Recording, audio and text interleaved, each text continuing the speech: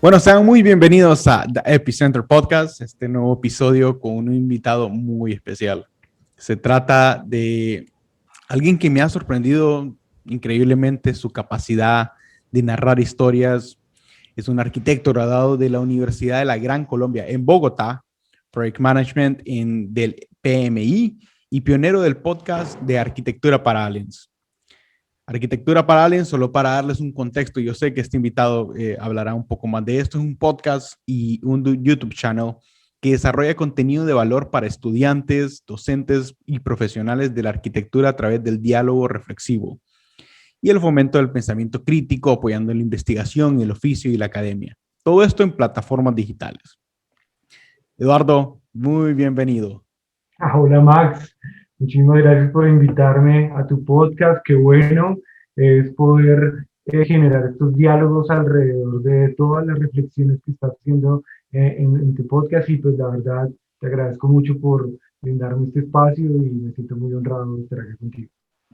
No, de hecho, estás en casa. Este espacio de Epicenter Podcast básicamente es para platicar acerca de historias, conocer de dónde proviene la prosperidad en diferentes ámbitos, en diferentes personas, en diferentes situaciones, y más que todo explorar diferentes temas relacionados, cómo el humano puede dar ese siguiente paso. Y hablando de cualidades y cosas que te hacen único, tengo que decirte que me impresionó el hecho de cómo narras las historias, tu don y capacidad para contar historias. Contame un poquito de ti y un poquito de esto. Bueno, genial, pues bueno, como ya hablaste de mí, pues soy Eduardo Useche. Tengo este podcast que se llama Arquitectura para Aliens, es un canal también de YouTube. Y pues yo creo que Eduardo Galeano, el escritor argentino, una vez dijo que el universo no estaba constituido por átomos, sino el universo estaba hecho era de historias. Y creo que también a partir de eso es que uno empieza a emprender y a entender pues la vida o lo que uno vive alrededor, cuando uno empieza a generar esa conexión entre la realidad, entre el sueño, entre la fantasía, entre las cosas que no son reales o los postulados que uno tenga, y empiezan a generar esas dicotomías que empiezan a generar unas nuevas realidades para poder eh, pues vivir. Yo creo que si sintiéramos la vida tan, tan real y cruda como es, pues sentiríamos que no habría ningún sentido, ¿sí? Ahí es cuando aliamos con otras cosas que son más intangibles, más etéreas, que le dan sentido para que podamos levantarnos por las mañanas. Definitivamente. Y yo creo que los espacios reflexivos donde podemos platicar de estas cosas, donde podemos filosofar un rato, son justamente estos. Y bueno, de hecho hace poco estaba en una conferencia, podemos llamarle, de digital de Patrick Schumacher, principal de Zaha Hadid Architects, donde él platicaba de estos ciberespacios. Bueno, y recordando que cómo nos conocimos, para nuestra audiencia, Ricardo, Eduardo y yo nos conocimos en un evento que se llama Utopías Líquidas, cambiando instituciones desde la educación. Fue increíble porque se formó un ciberespacio donde las personas, diferentes invitados, conversamos acerca de las instituciones y me sentí bastante cómodo porque miré un bastante potencial en estos espacios reflexivos, bastante potencial, al menos inclusive personal.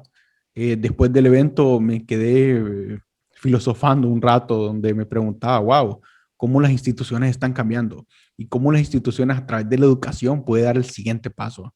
¿Cuál es tu perspectiva acerca de la educación en este ciberespacio que vivimos hoy en día? Claro, yo creo que es muy importante lo que dices cuando uno ve que las instituciones, la educación pueden ser transformadores. ¿Mm? A veces, en este último año que ya se va a cumplir de la pandemia, el ciberespacio, la educación virtual, los encuentros virtuales, este lugar en el que estamos, que empieza a entrar en esa temporalidad, pero que permanece y existe, eh, genera nuevas oportunidades para el encuentro, para el desencuentro y sobre todo para la conexión a distancia. Yo creo que más que todo es la tecnología en este momento y en este último año ha sido la oportunidad para acercarnos de los que están más lejos, de las personas que tienen un punto de vista más diferente al que tiene uno. Y la ironía es que nos ha alejado de los que están más cerca, ¿sí? Entonces nos acerca de los que están lejos, pero nos alejan de los que están cerca. En Una ese, paradoja. una paradoja súper interesante. Ahí, con el tema de la educación, yo creo que la barrera se empieza a romper, ¿sí?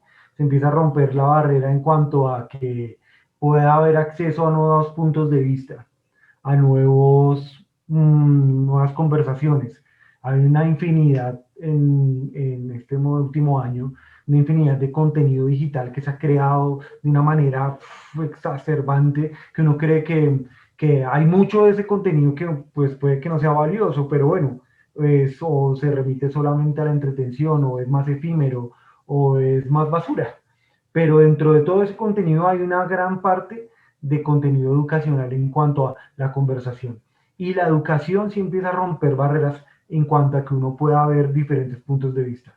Ahora bien, por supuesto, es ver si toda la población tiene acceso a la tecnología, si toda la población tiene acceso a Internet, si tiene un computador, si tiene un celular, si tiene una tablet. Y ahí es donde uno empieza a llegar a otros nuevos problemas. Por ejemplo, acá en Colombia, pues se evidenció que se empezó a promover el tema de la educación virtual. Y bueno, está bien, uno desde casa empieza a aprender, pero pues llegó a ser tan evidente la incompetencia del Estado colombiano que generó la evidencia de que durante un año los colegios públicos no pudieron operar, ¿sí? Sí. Porque no había gente que pudiera cubrir el acceso a la tecnología y poder tener el acceso a la educación, ¿sí? Junto a otras dinámicas en las que no hay plataformas para que los colegios públicos pudieran brindar las clases, el profesor no tenía las plataformas, no tenía la formación, ¿sí? Esto en la educación pública. En la educación privada el tema fue diferente, por ejemplo, acá en Colombia. Entonces hubo una reinvención muy rápida para poder lograr que se generaran algunas plataformas, entonces por WhatsApp, por Zoom, por Google Meet, por Microsoft Teams. Entonces esta serie de aplicaciones y toda la dinámica de la educación empezó a cambiar y a generarse rápidamente una autocapacitación para poder vencer la barrera y que pues por supuesto la educación privada pues requiere un capital para funcionar, entonces pues debían salvaguardar ese capital, por lo cual la reinvención era menester para poder seguir teniendo esa relación de oferta de servicio Sí. y ese ciclo de oferta y demanda. Pero pues obviamente con el Estado y las instituciones pues no fue posible, o sea, acá imagínate, empezaron a hacer clases por WhatsApp y les mandaban unos ejercicios a los niños. O sea, una vaina que uno dice, "Ah, Dios mío, o sea, ni se sonrojan. Y uno dice, oiga, es muy tenaz. Y ahí es donde va el diálogo, digamos que de lo que hablabas tú ahorita de utopías líquidas, de cómo las instituciones empiezan a transformarse y cómo empiezan a perder validez de cosas que para muchos es muy fácil acceder. Si hubiera sido muy fácil haber hecho podcast acerca de las clases y transmitirlos por radio, ¿sí? Vale. Tener los podcasts grabados de las clases y transmitírselos a los niños por radio. Porque pues, ¿qué pasa? Había mucha gente que está aglomerada en las ciudades y viene del entorno rural, entonces pues tenía que trasladarse a la ciudad para educarse, bueno, todo esto, que acceder a la universidad, no solamente en la escuela, sino en la universidad también, pero pues en medio de la pandemia tuvo que irse de la ciudad. Entonces, Yo lo miro un desafío en el que yo creo que es un problema más que todo de diseño, en el que tal vez el mundo está cambiando de una forma tan acelerada que las instituciones y las personas no están acostumbradas. Inclusive las instituciones como el gobierno, por ejemplo. Existen países como Estonia, en las cuales el gobierno digital ya es una realidad desde hace algunos años y ese salto ha sido demasiado difícil darlo en Latinoamérica. Te cuento un poquito, yo estoy trabajando con Próspera, que es una plataforma que cataliza la prosperidad. Básicamente es un sistema donde se dan, donde a través de una ley especial de zonas especiales en Honduras, se pueden dar unos espacios de gobiernos de una manera focalizada.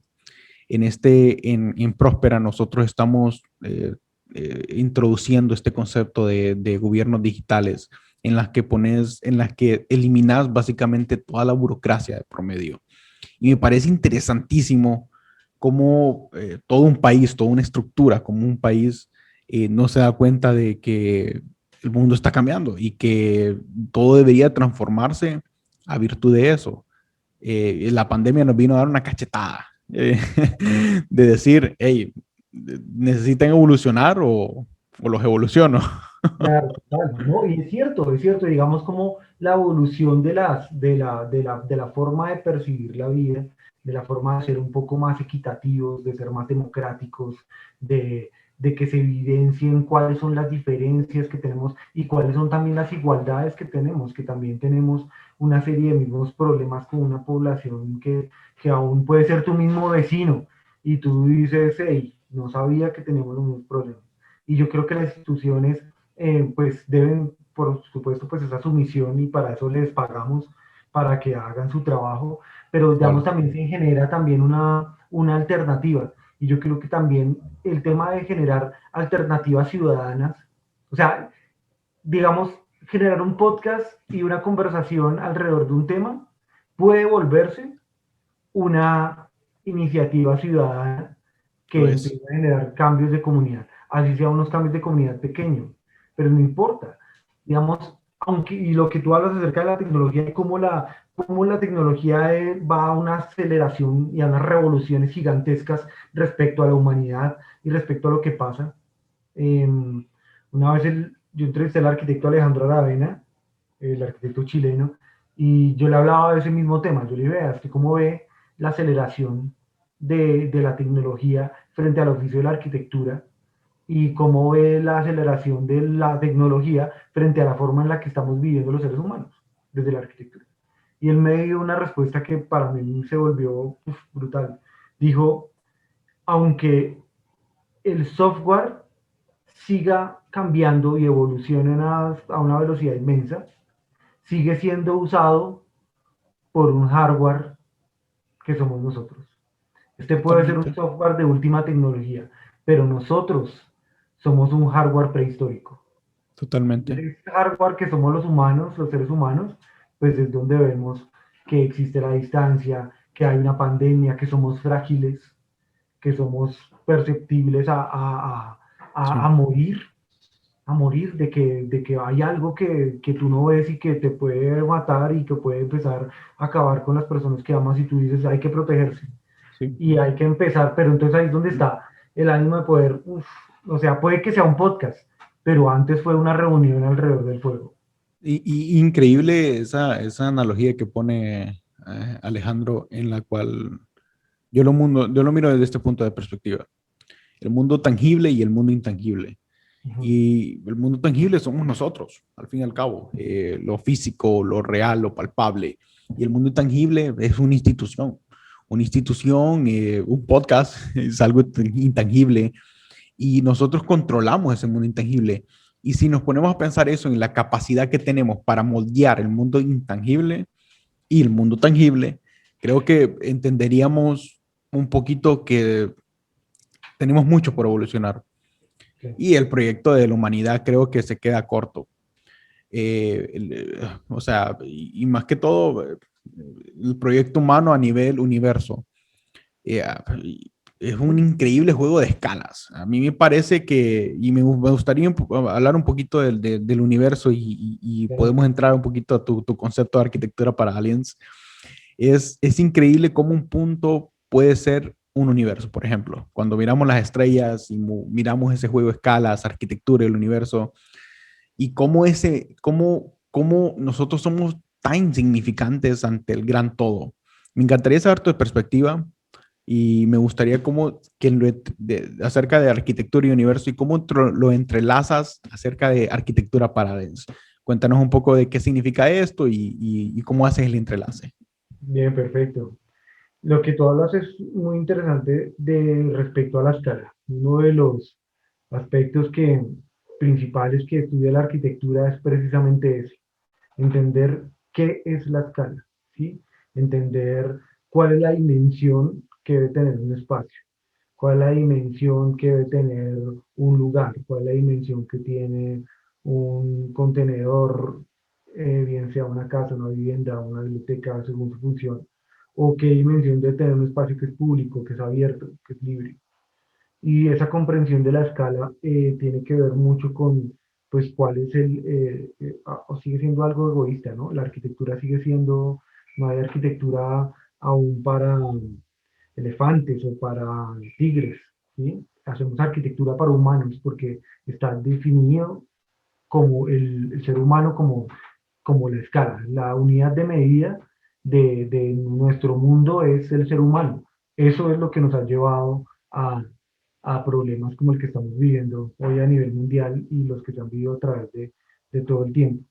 Entonces, el planteamiento de arquitectura para aliens va a que la arquitectura que se hace, nadie dice arquitectura para humanos. Sin embargo, la única arquitectura que se hace es para seres humanos, ¿sí? Sin importar el clima, sin importar las demás especies, sin importar el ecosistema, sin importar las dinámicas sociales, sin importar muchas otras cosas biológicas. Por supuesto, ahorita hay nuevos planteamientos y siempre los ha habido, sí, aprovechar el sol, todo esto, pero me refiero que siempre ha habido una transgresión en cuanto a el hábitat natural que tiene el planeta Tierra. ¿Mm? Entonces, los conceptos de la arquitectura pueden llegar a ser tan ajenos se vuelvan tan ajenos que vuelvan a ser tan extranjeros. La palabra alien viene de la palabra alienígena, que se refiere a que es el extranjero, que es fuera de algo, ¿sí? Entonces el planteamiento de arquitectura para aliens es darse cuenta que la arquitectura que estamos desarrollando es realmente algo presentable para un ser de otro planeta. Uno presentaría el Partenón como algo que muestre que es la arquitectura del ser humano, ¿sí? O mostraría uno una torre petrolera, ¿sí? O mostraría uno, eh, no sé, la expansión de los bordes de la ciudad como arquitectura y sería una presentación, una tarjeta de presentación de nosotros como seres humanos.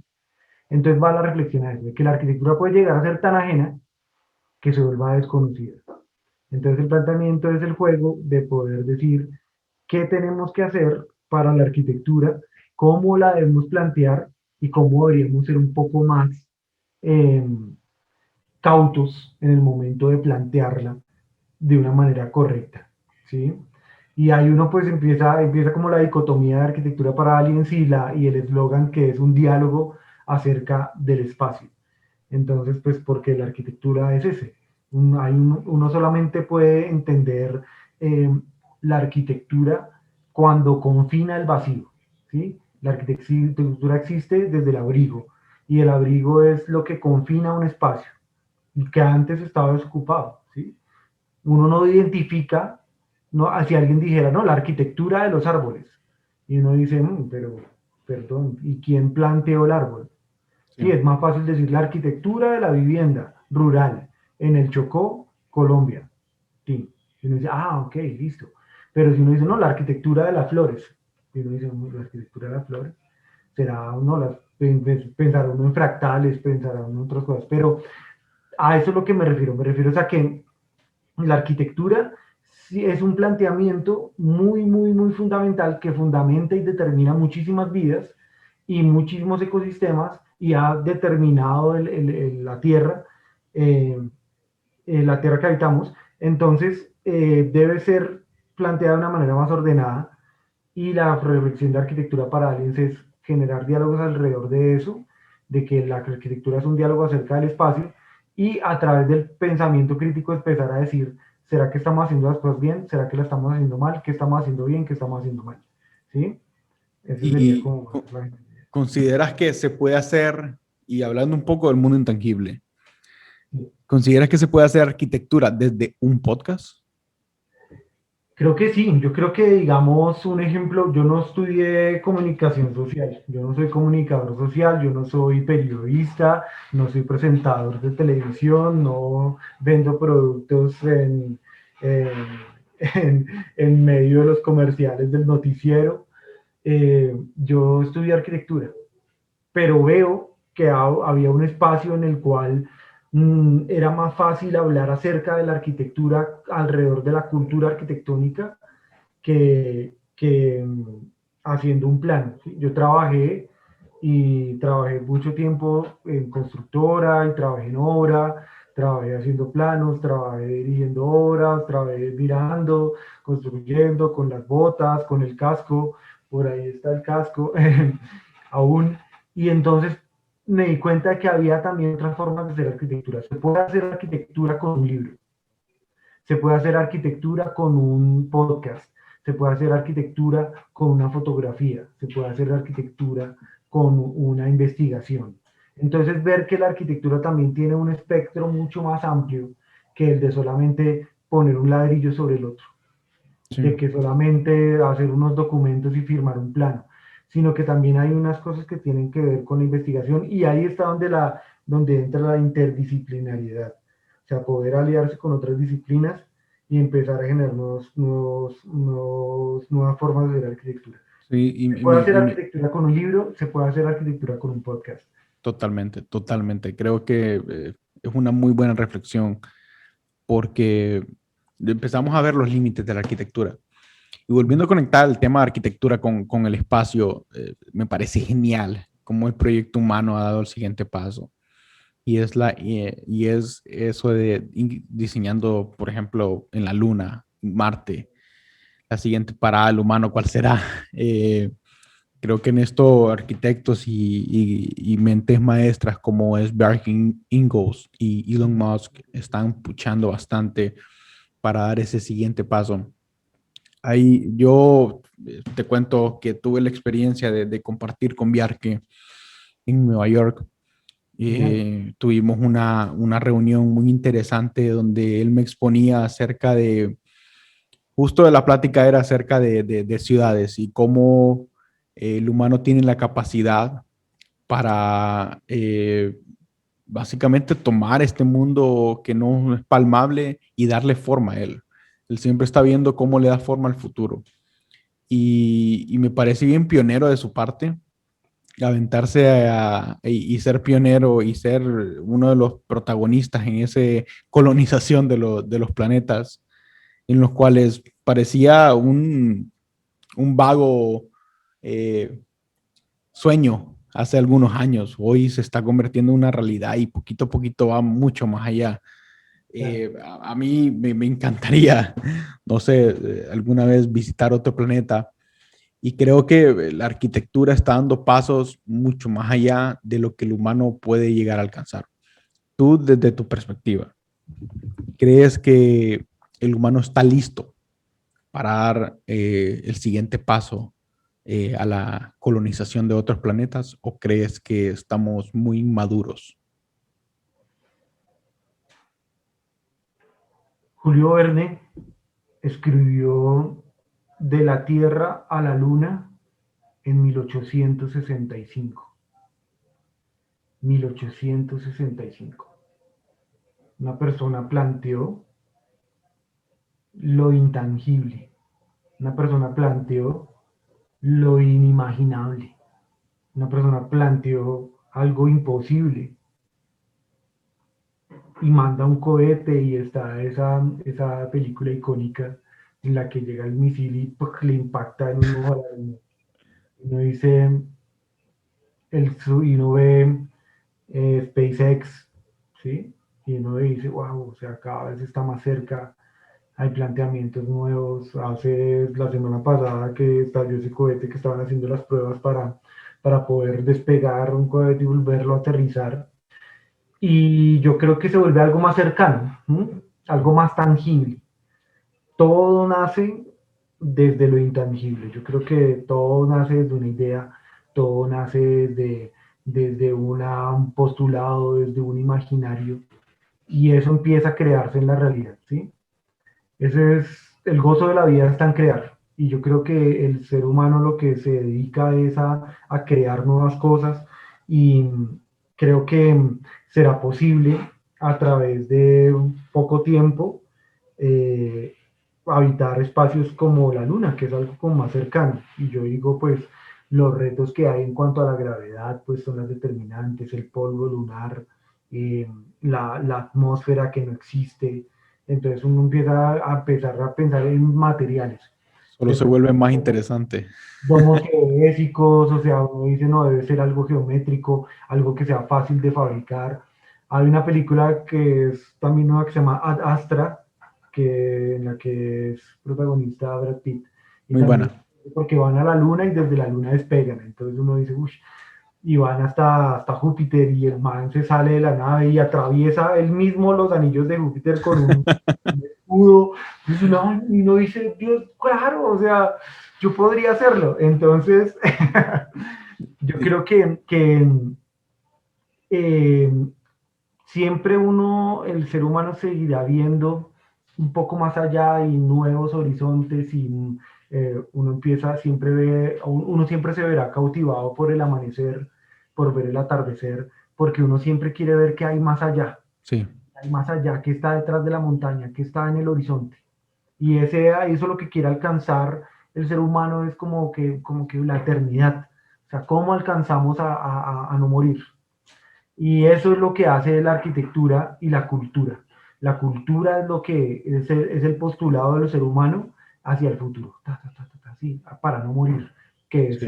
pues para mí es uno de los objetivos del ser humano, no morir. Ese es el sueño humano, no morir. Por No morir. eso uno crea cosas, por eso uno tiene hijos, tiene novia, sí, escribe, deja testimonios, se toma fotos, la sube a Instagram, porque uno quiere que quede la historia de uno registrada, y es un deseo muy profundo, no es Muy hasta profundo. consciente, de hecho. Pero Sí, yo creo que es también, inconsciente. sí, pero también creo que debemos reflexionar como especie, mucho más ahora es más fácil, empieza a hacerse más fácil a través de la pandemia, empezar a reflexionar como una sola especie y como en colectivo, en darse cuenta de que primero hay que aprender a cuidar la casa para Totalmente. poder ir a construir otra. Yo creo que eh, es interesante la problemática que existe en cuanto a cómo las sociedades están diseñadas. Y yo creo que me pregunto, y te lanzo esta pregunta para que reflexionemos un poquito. ¿Para qué está diseñado el universo? Bajo tu perspectiva, ¿para qué están diseñados los humanos? Nuestras sociedades, ¿para qué están diseñadas? ¿Para qué existimos? Y lanzó esta pregunta en comparativa porque inclusive mencionabas Júpiter. Júpiter es un planeta que hace poco estaba leyendo que es un planeta en una constante tormenta y está hecho enteramente de gas. Si uno tuviera una super máquina en la cual un super cohete que podría atravesar directamente Júpiter y digamos que de alguna forma sobrevivirías todo el tramo que está intermedio de su atmósfera a su núcleo, no encontraría nunca tierra porque está conformado de gas enteramente. Y uno se pregunta, wow, es una locura ver cómo ciertos organismos están mucho más allá de nuestra comprensión. Es como querer meter el mar adentro de tu mano, es simplemente imposible. A tu perspectiva, ¿para qué crees que es el fin supremo de la humanidad y para qué crees que está diseñado el proyecto humano?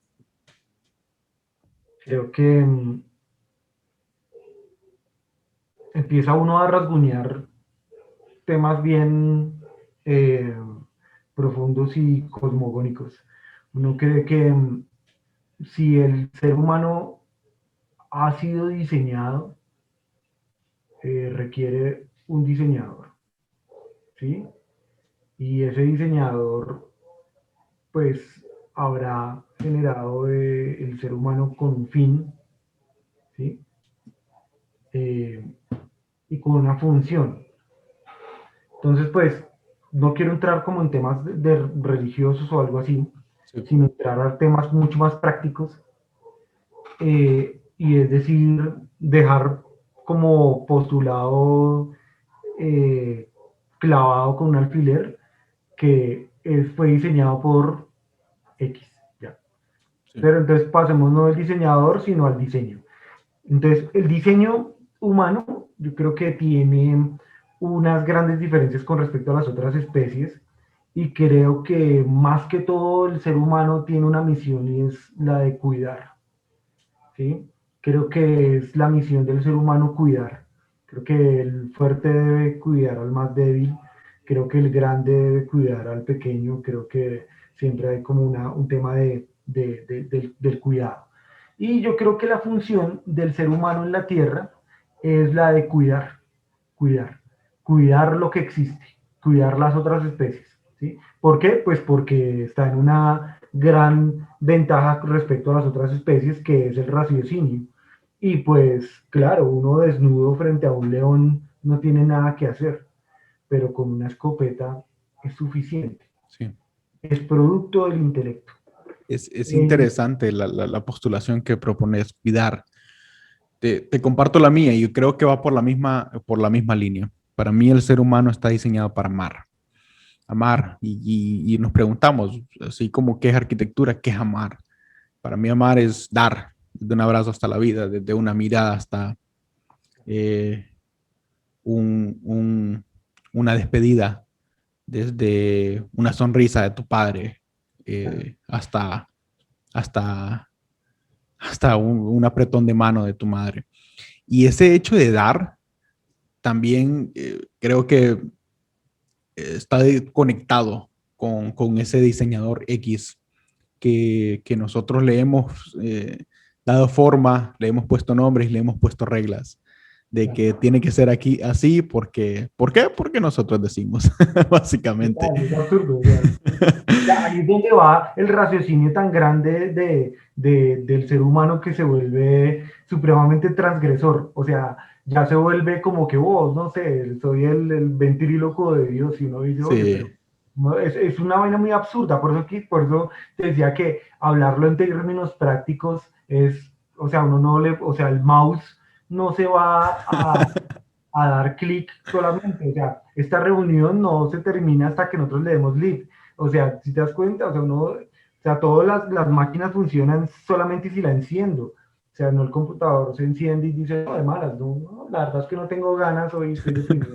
Y no, entonces uno dice, pero si uno es el diseño, ¿por qué razón va a querer ser superior? Y empieza ahí el diálogo, que uno dice, ah, ok.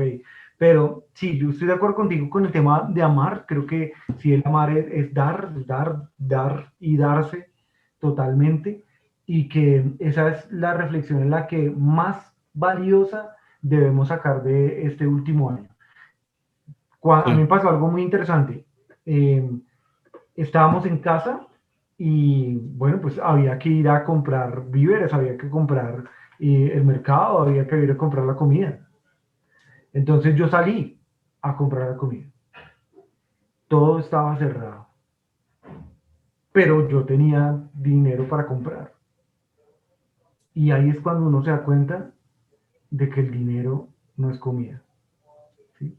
De que con el dinero no se compra nada. O sea, yo decía, pero yo tengo el dinero para comprar un mercado y comer.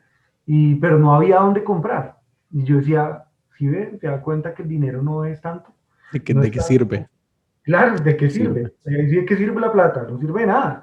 Entonces yo creo que ahí es donde uno empieza a encontrar nuevos sentidos y a darse cuenta, digamos, lo que tú decías. O sea, ¿cuánto vale un abrazo? ¿Sí? ¿Cuánto ¿Cuánto vale vale un un abrazo? apretón de manos? ¿Cuánto vale hoy cuando uno se encuentra y le toca, bueno, uno con tapabocas y uno le dice hola y, y le toca a uno quedarse a distancia y Cabal. decir, ¿cómo estás? Y quedarse uno como rígido, ¿no? Como, no, o sea, no te puedo dar la mano, no te puedo dar un abrazo y uno dice, qué gusto en conocerte y uno está ahí como yo quisiera abrazarlo, ¿sí? Cuando antes era Sí, tan fácil. Y yo creo que eso es lo que uno tiene que empezar a llegar en las nuevas conclusiones, tanto para la arquitectura como para todas las profesiones, como para el ser humano en sí, es darse cuenta qué es lo verdaderamente importante y qué es lo verdaderamente valioso. cabal, cabal. Lo demás es artículos. Sí, ¿Sí? y al final yo creo que el fin supremo de la vida, eh, mira, yo tengo esta perspectiva. Si no disfruto todos los días de mi vida como si fuera el último, no tiene sentido vivir. Y es porque, ¿qué es lo importante de la vida? Y al final, como decías, el humano tiene esa percepción de que tiene que ser eterno y que uno quiere ser eterno, pero al final nada de eso importa. Nada, absolutamente todo lo que podamos llegar a ser importa, porque al final todos tenemos un tiempo de caducidad. Pero eso no es malo, eso es parte del proceso maravilloso que es vivir y yo lo miro como una oportunidad para siempre recordarme de que todo lo que pase, ya sea bueno o malo, no importa, tengo que ser feliz. Disfrútalo, disfruta tu tiempo en este pedacito, en esta canica azul expresa con todo tu ser y todas tus emociones Claro. el deseo de amar, el deseo de vivir, el deseo de ser feliz, el deseo del existir. Y Eh, mira que también es muy interesante también eso que tú dices, bueno, vivir cada día como si fuera el último, vivir con intensidad. Y cuando empezó la pandemia y todo esto, yo estaba encerrado, bueno, claro, con mi familia. Y bueno, yo dije, bueno, esto va a durar poco. Pasó una semana, yo, bueno, esto va a durar poco. Pasaron 15 días, pasó un mes y yo me deprimí, yo me deprimí. Y no quería hacer nada, no quería levantar de la cama. Y yo creo que como seres humanos también tenemos que permitirnos, a veces yo me sentía culpable, yo decía, yo no, pero es que tengo que levantarme y hay que mirar a ver qué se hace y hay que seguir viviendo, cabal, pero como que no, o sea, no puedo estar triste. Y cabal. yo creo que ahí es también, es algo que para mí me parece que es una buena reflexión, es también hay que abrazar esos sentimientos, ¿sí? Hay que Sí. abrazar el sentimiento de sentir miedo, de sentir soledad, de sentir tristeza, Yo ¿sí? creo que es necesario. También para poder concluirlo, ¿sí? Porque empieza uno a luchar de que no, es que me toca, tengo que pararme, tengo que seguir, tengo que Sí, poner la máscara y tengo que seguir adelante a pesar de que esté pasando de todo. Y uno dice, no, de pronto también hay que parar, hay que de pronto parar. hay que también quedarse quieto, ¿sí? De pronto hay que también aprender a estar quieto, ¿sí? Es decir, Y, estar quietos, ¿sí? Yo to- creo que hay que aprender a estar también quieto. Y uno dice, bueno, eso también fue un tiempo para estar en quietud. Y uno dice, oh, qué listo. Y para poder dejar que eso también fluya y pues se convierta, o sea, como que pueda convertirse en algo para accionar, que uno pueda convertir, no sé, la tristeza en una canción, en tocar un instrumento, en crear una, tener una nueva idea, en descansar y poder tomar nuevas energías, true. Y yo creo que es eso también, o sea, es eso también desde poder vivir como hoy estamos. inclusive yo creo que yo creo que cuando nos pasan experiencias negativas, nos dan razones para tener gratitud. Yo creo que la gratitud es la clave de la felicidad. Pero, Justo hace poco tuve uno de los momentos más duros de mi vida. Yo perdí a mi padre hace un mes por cuestiones de COVID ujú, y, y me hacía un replanteamiento increíble de la vida, en la que yo decía, ok, perdí a mi padre, me siento triste, pero al final todos llegamos a ese mismo camino.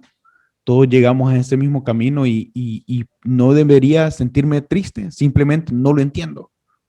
Y ahí entré a una dinámica donde entendí mucho más profundo el amor. Por ujú, ejemplo, yo sigo amando a mi padre y mi padre ya no está conmigo, pero el amor que nos tenemos no deja de existir. Y al final, ese mundo intangible se vuelve mucho más profundo para el ser humano porque no se rompe, es irrompible, es eterno. Y al final, tal vez esa es la clave de la eternidad, de vivir para siempre, el amor. Cuando yo era niño, aquí en Colombia hay un dicho de las mamás, muy típico de Colombia, no sé allá en Honduras, pero decían, estudie, mijito, porque eso es lo único que no le pueden robar. Entonces, eh, a eso lo amarro con el amor. O sea, las personas que están dentro de uno, el legado que dejan las personas, todo ese legado que uno ha recibido, que ellos recibieron de nuestros abuelos, que nosotros dejaremos a nuestros hijos. Todo eso empieza a dar la dimensión de lo eterno, de lo intangible. Y esa es eh, de pronto es entender la muerte no como el fin, sino simplemente como un cambio de estado, como que, o sea, pues desde mi perspectiva, desde mis creencias, pues yo creo que pues yo soy un espíritu que no morirá, solamente uno empieza a partir de otros lugares, pero las personas siguen vivas, digamos, yo puedo recordar a mi abuela, puedo recordar a mi tía, y ya no están aquí, pero aún así los recuerdo y los tiene uno acá, y yo creo que esa es la memoria que es la vida. De pronto, Sí. la vida es el legado, la vida es el amor, la vida es la huella, y eso es, me parece muy interesante con lo que tú hablas con respecto a lo que pasó con tu papá, que yo creo que, pues, imagínate, o sea, tu papá está en ti, y uno dice, hey, o sea, si te conozco a ti, conozco a tu papá, Sí. ¿sí? Si te conozco a ti, conozco a mi mamá. Si tú en esta conversación podrías, con lo que estamos hablando, fácilmente conoces a mi papá y conoces a mi mamá. Entonces, porque todos llevamos ese pasado. El presente es la acumulación del pasado y el futuro es la acumulación del presente. Entonces uno empieza a darse cuenta de eso intangible y esa capacidad, como tú dices hace un rato, capacidad para moldear lo tangible. Y esa capacidad para moldear lo tangible es humana. Sí, definitivamente. Creo que eh, hemos tenido una charla demasiado Muy bien, interesante. interesante, muy Me, profunda. me gusta, hay bastante filosofía y hay mucho que excavar. Y Genial. me gustaría llegar hasta el final de este podcast con la pregunta con la que cerramos todos los podcasts. Y una pregunta bien interesante. Le llamamos The Billboard Question. Si tuvieras la oportunidad de poner un mensaje, foto, video, lo que quieras, te lo dejo a tu imaginación, por un día en todos los carteles del mundo, ¿qué sería? Sería, no intenten ser alguien más. Solamente una vez y nunca más volverá a existir una persona como cada uno de nosotros. Nadie ha existido con nuestras huellas digitales, con nuestra altura, con nuestro color de piel, con la cantidad de neuronas, con las células únicas que tenemos. Nadie. Sí, Así que no hay que ser como nadie, hay que ser como uno es. La misión de cada uno de nosotros es ser quienes somos. Y ese es totalmente. el libro, encontrar quiénes somos y para qué somos buenos.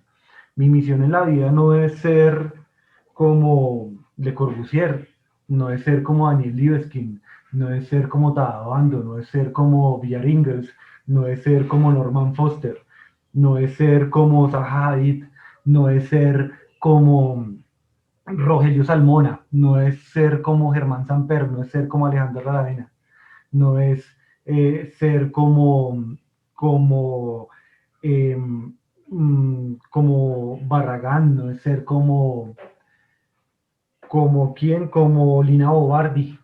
No es ser como mi profesor, no es ser como nadie más, no es ser como mi papá. Yo no quiero ser como nadie más. Yo quiero ser Eduardo Sechi. Eso está increíblemente inspirador. Pero, Eduardo, muchísimas gracias. Hemos llegado al final de este programa. Creo que ha sido un excelente podcast. A todos los que nos han acompañado, nos acompañaron en esta conversación y en estos espacios de diálogo. Ha sido para mí un placer, Eduardo, infinitamente gracias. Y no sé si te gustaría despedirte con algo más. Bueno, sí, no, nada. Muchísimas gracias, Max, por invitarme a este espacio. Algo más, nada. Y Mucha fuerza, mucha buena vibra, mucho amor para emprender, para perseguir los sueños, para imaginarse cosas, para crear, para lograr, para vincularse con otros, para armar comunidad, para armar equipo y echar para adelante en la vida en la que la misión es ser feliz y ese es el propósito, ser cada uno de nosotros. El mensaje que yo quisiera dejar es que sigan adelante, no importan. Yo empecé arquitectura para aliens con mi celular, que ni tenía cámara, y la verdad, pues no se necesitan tantas herramientas, es más ingenio. Y entre más ingenio tengamos, mejores cosas lograremos y que cabal. tengamos una generosidad honesta para hacer las cosas, que lo demás ahí viene. Oh, increíble. Así que muchas gracias, amigos, por acompañarnos y dejaremos toda la información de Eduardo en nuestra casilla de comentarios. Una vez más, espero la hayan pasado bien.